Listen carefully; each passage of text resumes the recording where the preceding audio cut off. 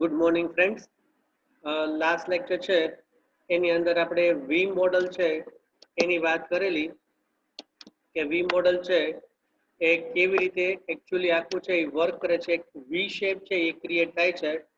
Left hand side બધા આપણા waterfall model છે ને જે સ્ટેપ્સ છે એવા જ સ્ટેપ્સ આવે છે, પણ દરેક સ્ટેપ સાથે એનું કમ્બાઇનિંગ ટેસ્ટિંગ ફેઝ છે એનું રિપ્રેઝન્ટેશન છે એ આવે છે. એટલે ફિગર છે એની અંદર આપણે આ વસ્તુ છે ને ચેકઆઉટ કરી હતી કે રિક્વાયરમેન્ટ છે, સપોઝ બિઝનેસ રિક્વાયરમેન્ટ સ્પેસિફિકેશન છે તો સામે એનું ટેસ્ટિંગ મોડલ છે એ પણ તમને રિપ્રેઝન્ટેશન છે એ દેખાશે. એવી રીતે સિસ્ટમ રિક્વાયરમેન્ટ છે તો એનું ટેસ્ટિંગ મોડલ છે, હાઈ લેવલ ડિઝાઇન છે તો એનું ટેસ્ટિંગ, લો લેવલ છે તો એનું ટેસ્ટિંગ. એટલે લેફ્ટ હેન્ડ સાઈડ બધું વેરિફિકેશન થાય, રાઈટ હેન્ડ સાઈડ છે બધું વેલિડેશન થાય. એટલે પર્ટિક્યુલર યુનિટ છે એ કમ્પ્લીટ થાય એટલે એનું ટેસ્ટિંગ છે એને તમારે કમ્પ્લીટ કરવાનું અને પછી બીજા સ્ટેજ છે એની અંદર જવાનું. પછી કયા કયા ફેઝ આવે એની આપણે વાત કરી હતી, કયા કયા ટેસ્ટિંગ ફેઝ આવે એની વાત કરી હતી. પછી પ્રિન્સિપલ્સ કયા કયા છે એની આપણે વાત કરી હતી. ક્યારે એનો યુઝ કરાય, જ્યારે તમારે રિક્વાયરમેન્ટ છે એ બહુ ક્લિયર હોય ત્યારે, અને તમારી પાસે ટેકનિકલ રિસોર્સિસ છે એ પૂરેપૂરા અવેલેબલ હોય ત્યારે આપણે આ ટેકનિક છે એનો યુઝ કરાય. અને પછી એના એડવાન્ટેજ અને ડ્રોબેક છે એની આપણે વાત કરેલી. હવે આજે આપણે એક મોડલ આગળ that is known as SDLC spiral model છે એની ડિટેલમાં વાત કરવાના છીએ. હવે સ્પાઇરલ ઉપર તમને આઈડેન્ટિફિકેશન તો થઈ જશે કે સ્પાઇરલ છે એટલે કંઈક ગોળ ગોળ વસ્તુ છે એનું રિપ્રેઝન્ટેશન આવશે. એવું જ રિપ્રેઝન્ટેશન આવશે. હમણાં આ નેક્સ્ટ સ્ક્રીન છે એની અંદર આપણને સ્પાઇરલ મોડલ આખું છે એનું રિપ્રેઝન્ટેશન દેખાશે. The spiral model combines the idea of iterative development with the systematic control aspect of waterfall model. Waterfall અને ઇટરેટિવ બેનું કોમ્બિનેશન છે અહીંયા સ્પાઇરલ છે ને એની અંદર કરેલું છે. This spiral model is a combination of iterative development process model and sequential linear development model, that is waterfall model, with a very high emphasis on a risk analysis.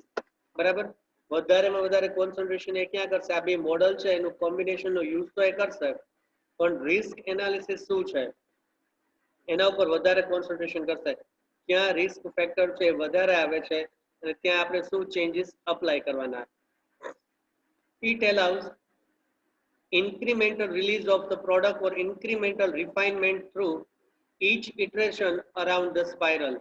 એટલે iterative મોડલમાં આપણે વાત કરી હતી કે એક ફેઝ છે એ પૂરો થાય પછી તમે એનું ડેવલપમેન્ટ છે એ વર્ક કરો, ડેવલપમેન્ટ પ્રોસેસ સ્ટાર્ટ કરો ને પછી એને વર્કિંગ મોડલની અંદર લઈ આવો. અહીંયા પણ એવું છે. આખું સ્પાઇરલ છે એનું રિપ્રેઝન્ટેશન થાય. એ સ્પાઇરલમાં માની લો કે ફર્સ્ટ સ્ટેપ પૂરું થાય છે તો ફર્સ્ટ સ્ટેપ છે ને તમારે રિલીઝ કરવું હોય કસ્ટમર પાસે તો તમે કરી શકો. પછી સેકન્ડ સ્ટેપ આવે, પછી થર્ડ આવે, પછી ફોર્થ આવે. Let us see its design.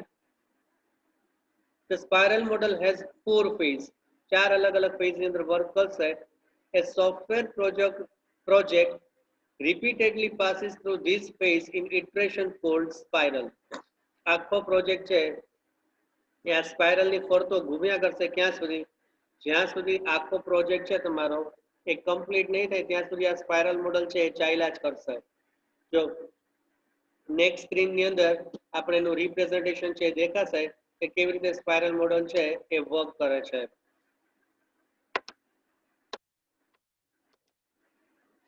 જો સ્ટેપ નંબર 1 છે આઈડેન્ટિફિકેશન. બરાબર, પહેલા તમે બધી વસ્તુ છે ને આઈડેન્ટિફાઈ કરો. બિઝનેસ રિક્વાયરમેન્ટ શું છે? જો અહીંયા આપ્યું છે બિઝનેસ રિક્વાયરમેન્ટ શું છે, સિસ્ટમ રિક્વાયરમેન્ટ શું છે, યુનિટ રિક્વાયરમેન્ટ શું છે, એને તમે આઈડેન્ટિફાઈ કરો. બરાબર, ત્યાંથી તમે ક્યાં જાઓ? ડિઝાઇન ફેઝ છે એની અંદર જાઓ. જો એમાં મોડ્યુલ ડિઝાઇન છે, સિસ્ટમ ડિઝાઇન છે અને આર્કિટેક્ચર ડિઝાઇન છે. એટલે એક એક ફેઝ છે એમાંથી થોડું થોડું ડેટા લેતા જાઓ. આગળના ફેઝને આપો, આગળના ફેઝ ત્રીજા ફેઝને આપે, ત્રીજો ચોથાને આપે. પણ આ પ્રોસેસ અપ ટુ એન્ડ સુધી કન્ટિન્યુઅસ છે. જ્યાં સુધી તમારી બધી રિક્વાયરમેન્ટ છે એ ફૂલફિલ ન થાય ત્યાં સુધી આ બધા ફેઝ છે એ ચાલુ ને ચાલુ રહેશે. ત્યાંથી શું આવશે? પ્રોગ્રેસ. એટલે કે થર્ડમાં તમારે જવાનું છે. જેમાં આપણે ઇટરેટિવ મોડલમાં વાત કરી હતી એમ જ બિલ્ડ 1, બિલ્ડ 2 એવા રિપ્રેઝન્ટેશન આપ્યા છે. એટલે જેમ જેમ તમારી પાસે ઇન્ફોર્મેશન છે અથવા રિક્વાયરમેન્ટ્સ આવતી જાય છે એમ તમે એનો મોડલ્સ છે તો એનું વર્કિંગ ફોર્મ છે એને તમે ડેવલપ કરતા જાઓ. પછી છે રિવ્યુ અને પછી લાસ્ટમાં ઇવેલ્યુશન એન્ડ રિસ્ક એનાલિસિસ. હવે એની અંદર શું કરો છો? શેડ્યુલ મોનિટરિંગ અને કસ્ટમર ફીડબેક. બરાબર, અત્યારે જેટલી વસ્તુ ડેવલપ થઈ છે એ કેવી ચાલે છે, કસ્ટમર છે એની રિક્વાયરમેન્ટ છે તો એનો ફીડબેક છે, એનો તમે ઓપિનિયન લ્યો કે તમે સેટિસ્ફાય છો નથી તો ક્યાં ઇશ્યુ છે એનું અમને રિપ્રેઝન્ટેશન કરો. બરાબર, એટલે આ બધી જ વસ્તુ છે એ ફર્યા કરશે અપ ટુ ક્યાં સુધી, જ્યાં સુધી આખા પ્રોજેક્ટની બધી રિક્વાયરમેન્ટ બધું જ ફૂલફિલ ન થાય, કસ્ટમર ફૂલ્લી સેટિસ્ફાય થાય અને કસ્ટમરની બધી જ રિક્વાયરમેન્ટ છે એ ક્લિયર થાય ત્યાં સુધી આ પ્રોસેસ છે એને આપણે કન્ટિન્યુ રાખવાની છે. એટલે જો વોટરફોલ મોડલ છે એની જેમ જ વર્ક કરે છે 4 અલગ અલગ પાર્ટમાં, અને ઇટરેટિવ મોડલ છે એનું કોમ્બિનેશન છે કે જેટલા ડેટાનું રિપ્રેઝન્ટેશન તમારી પાસે આવે છે એનું ડિઝાઇનિંગ કરો, બિલ્ડિંગ કરો અને કસ્ટમરને આપો. બરાબર, કસ્ટમર જે ફીડબેક કે એ પ્રમાણે તમે એને ચેન્જીસ કરો. એટલે આ પ્રોસેસ વોટરફોલ મોડલ અને ઇટરેટિવ મોડલ છે એનું કોમ્બિનેશન છે. પણ રિસ્ક એનાલિસિસ ક્યાં છે, મેજર રિસ્ક ક્યાં આવે છે એ વસ્તુ આપણે ખાસ આઈડેન્ટિફાઈ કરવાની, ક્યાં ઇશ્યુ ન થવો જોઈએ. ચાલો, ફેઝ નંબર 1 છે identification. This phase starts with gathering the business requirement in baseline spiral. In the subsequent spiral, as the product matures, identification of system requirement, subsystem requirement and unit requirement are all done in this phase. આગળ વાત કરીએ એમ પહેલા phase છે એની અંદર બધી જ વસ્તુ છે ને તમારે આઈડેન્ટિફાઈ કરવાની છે. મેજર બિઝનેસ રિક્વાયરમેન્ટ, એના બેઝ ઉપર સિસ્ટમ, એના બેઝ ઉપર યુનિટ. કારણ કે આપણે જે પ્રોજેક્ટ આખો ડેવલપ કરશું એ યુનિટ વાઇઝ ડેવલપ થશે. માની લો કે આખી વેબસાઇટ ડેવલપ કરો છો, 100 પેજ છે તો 100 પેજનું પહેલું પેજ કેવું, બીજું પેજ કેવું, ત્રીજું પેજ કેવું, ચોથું પેજ કેવું, એ બધી વસ્તુને આપણે યુનિટ કહેશું. These phase also include understanding the system requirement by continuous communication between the customer and the system analyst. At the end of spiral, the product is deployed in an identified market. બરાબર, customer અને analyst constant એકબીજા સાથે ટચમાં રહેશે. કસ્ટમરની જે requirement છે એ પ્રમાણે આપણું development work છે ચાલુ થઈ જાય. ડેવલપમેન્ટ કમ્પ્લીટ થાય એટલે ફરી પાછો તમે કસ્ટમરને તમારી પ્રોડક્ટ છે એ યુઝ કરવા માટે આપો. કસ્ટમર સેટિસ્ફાય થાય પછી તમારે આ પ્રોડક્ટ છે ને સિસ્ટમની અંદર ઇન્સ્ટોલ કરવાની થશે. Now designing. The design phase starts with a conceptual design in a baseline spiral and involves architecture design, logic design of modules, physical product design and the final design in a subsequent spiral. બરાબર, unit wise તમે designing કરો, unit પૂરું થાય એટલે એનું common structure છે, architecture છે એનું તમે પ્લાનિંગ કરો અને એના બેઝ એના ઉપરથી લોજિકલ અને એના ઉપરથી આર્કિટેક્ચર. એટલે આખી વેબસાઇટ છે એનું રિપ્રેઝન્ટેશન કેવું દેખાશે, યુનિટથી શરૂ કરીને ફૂલ વેબસાઇટ છે એ કેવી યુઝર છે એની દેખાશે અથવા કસ્ટમર છે એને દેખાશે, એનું આખું રિપ્રેઝન્ટેશન આપણે ડિઝાઇન ફેઝ છે એની અંદર કરવાનું છે. Now number 3, construct or build. The construct phase refers to the production of actual software product at every spiral. In the baseline spiral, when the product is just thought of and the design is being developed, a POC, that is proof of concept, is developed in these ways to get customer feedback. એટલે આપણે માની લો કે એક page છે વેબસાઇટનું એને develop કરીએ છીએ, એના બેઝ ઉપરથી આપણે શું કરવાનું છે, કસ્ટમર છે ને એ પેજ બતાવવાનું અને એનો ફીડબેક છે લેવાનું કે આ પેજમાં જે તમારી રિક્વાયરમેન્ટ તમે કીધી હતી એ સેટિસ્ફાઈ થાય છે કે કેમ. બરાબર, એટલે નાની નાની જેમ જેમ રિક્વાયરમેન્ટ આવતી જાય એમ તમે એનું કન્સ્ટ્રક્શન મોડલ બરાબર એને તમે ડેવલપ કરતા જાઓ. Then in the subsequent spiral with higher clarity on requirement and design details, a working model of the software called build is produced with a version number. These builds are sent to the customer for the feedback. બરાબર, એકવાર customer છે ને તમે proof identify કરો કે જો આ વસ્તુ આમ થવાની છે, કસ્ટમર યસ કે એટલે પછી તમે એનું વર્કિંગ મોડલ છે ને ડેવલપ કરો અને દરેક વર્કિંગ મોડલ છે ને એને વર્ઝન આપો, જેથી કરીને તમને ખબર પડે કે ક્યારે કેટલું કામ થયું છે અને કેટલું અપડેશન છે, અને ફાઇનલી બિલ્ડઅપ થાય પછી તમે કસ્ટમર પાસે મોકલો અને કસ્ટમરનો ફીડબેક છે એને તમે એક્સેપ્ટ કરો. અને લાસ્ટ ફેઝ છે evaluation and risk analysis. Risk analysis include identifying, estimating and monitoring the technical feasibility and management risks such as schedule slippage and cost overrun. હવે રિસ્ક એનાલિસિસ છે એની અંદર તમે આપણે શું આઈડેન્ટિફાઈ કરવાનું છે, જો કે અત્યારે આપણી જે ટેકનિકલ સિસ્ટમ છે, જો આપણી પાસે જે ટેકનિકલ માણસો છે, ઇન શોર્ટ આપણી પાસે જે કંપની છે એ આખી આ સિસ્ટમ છે ડેવલપ કરવા માટે બરાબર છે, કેપેબલ છે, કેટલું રિસ્ક છે એમાં, બરાબર. વધારે માણસો લાવવા પડે એવું છે કે આટલા ને આટલા માણસોથી થઈ રહ્યું છે, એમાં કોસ્ટ વધે એવું છે, ઘટે એવું છે, શું થઈ શકે એવું છે, આ મેજર રિસ્ક છે, બરાબર. After testing the build, at the end of first iteration the customer evaluates the software and provides the feedback. આના ઉપરથી પણ રિસ્ક નથી થાય. હવે માની લો કે આપણે 2-3 અલગ અલગ વસ્તુ છે ને ડેવલપ કરીને કસ્ટમર છે સેટિસ્ફાઈ ન થયો તો એવું પણ પોસિબલ થશે કે કસ્ટમર પ્રોજેક્ટ છે વિથડ્રો કરી લે. એટલે સામે તમારે રિસ્ક એનાલિસિસ છે એના ઉપર પણ વિચાર કરી લેવાનો કે આ પ્રોડક્ટ છે એ રિલીઝ થાય તો આપણને કેટલું એડવાન્સ છે, માની લો કદાચ રિલીઝ નથી થતું અને કોઈ ઇશ્યુ આવે છે તો સામે કેટલું રિસ્ક છે, બરાબર. એમાં આપણી ઇફેક્ટ આપણે એની કેટલી ઇફેક્ટ થાય એવું છે, આપણી કંપની છે એને એની કેટલી ઇફેક્ટ છે એનું રિપ્રેઝન્ટેશન થાય એવું છે એ તમારે રિસ્ક એનાલિસિસ છે એની અંદર જોઈ લેવાનું છે. હવે spiral model application. When there is a budget constraint and risk evaluation is important. હવે સ્પાઇરલ મોડલ છે ને એપ્લિકેશનમાં શું આવે, જો બજેટ કન્સ્ટ્રેન્ટ અને રિસ્ક ઇવેલ્યુશન છે એ સૌથી વધારે અગત્યનું હોય તો તમારે સ્પાઇરલ મોડલ છે એનો યુઝ કરી શકાય. For medium to high risk project, એકદમ હાઈ લેવલના નહીં પણ મીડિયમ ટુ હાઈ હોય એવા પ્રોજેક્ટ માટે તમે આ મોડલ છે એનો યુઝ કરી શકો. Long-term project commitment because of potential changes to economic priorities as the requirement change with the time.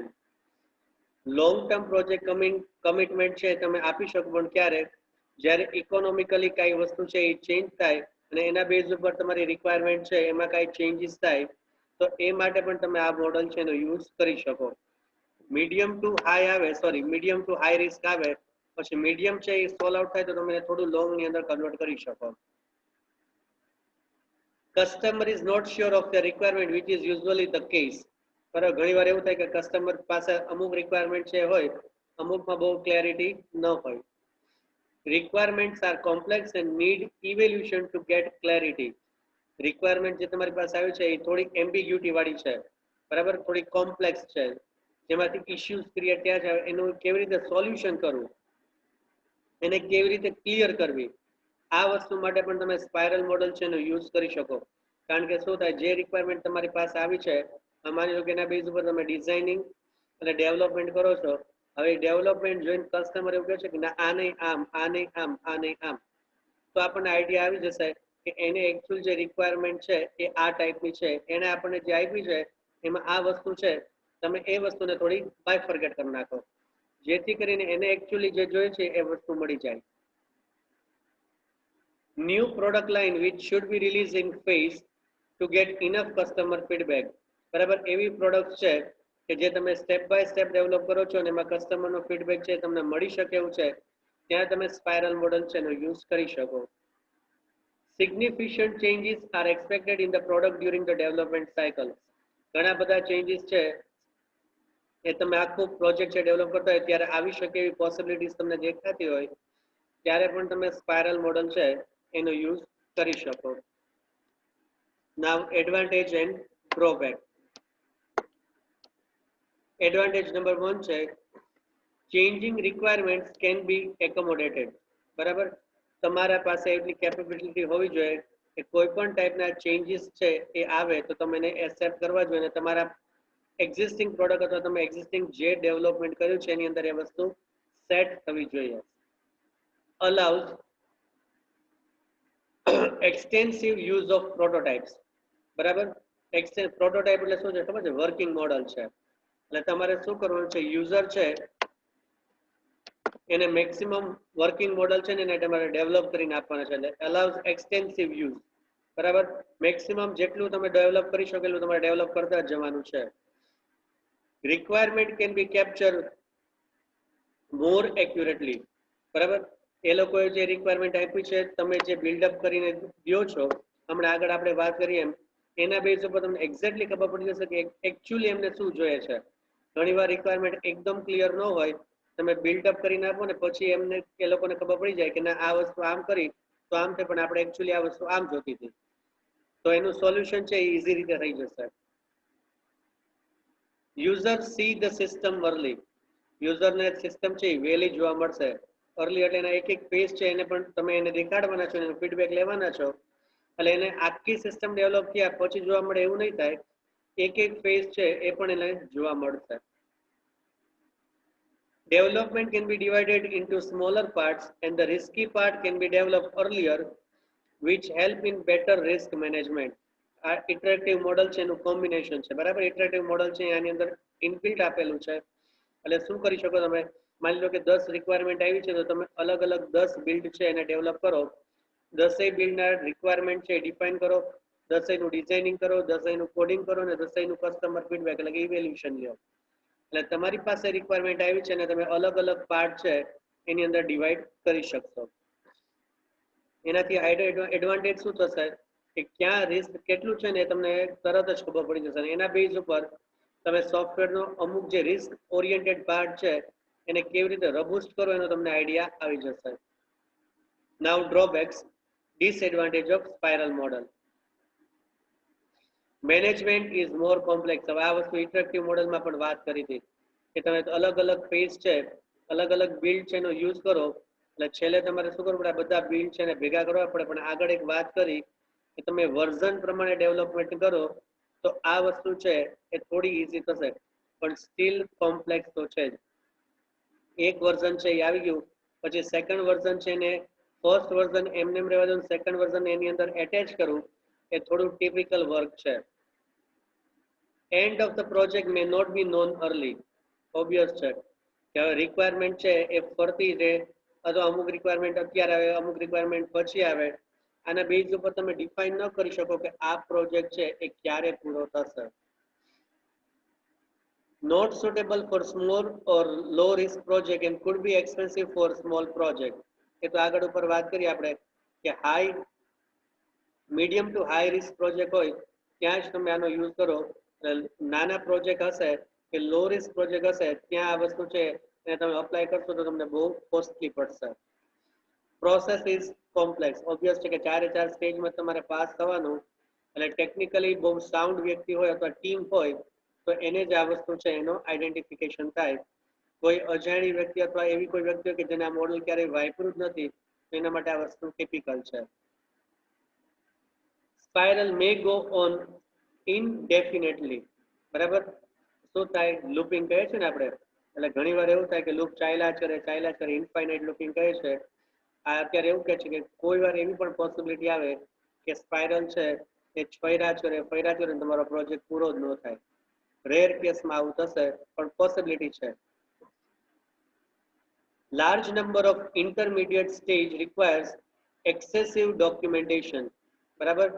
ઘણા બધા સ્ટેજ છે એમાં તમારે પાસ થવાનું છે એટલું તમારું ડોક્યુમેન્ટેશન છે વધવાનું છે. આગળના લેક્ચરમાં આપણે વાત કરી હતી કે કોઈ પણ પ્રોજેક્ટ શરૂ થાય ત્યારથી એનું ડોક્યુમેન્ટેશન શરૂ થાય અને પ્રોજેક્ટ પૂરો થાય ત્યારે એનું ડોક્યુમેન્ટેશન છે પૂરું થાય.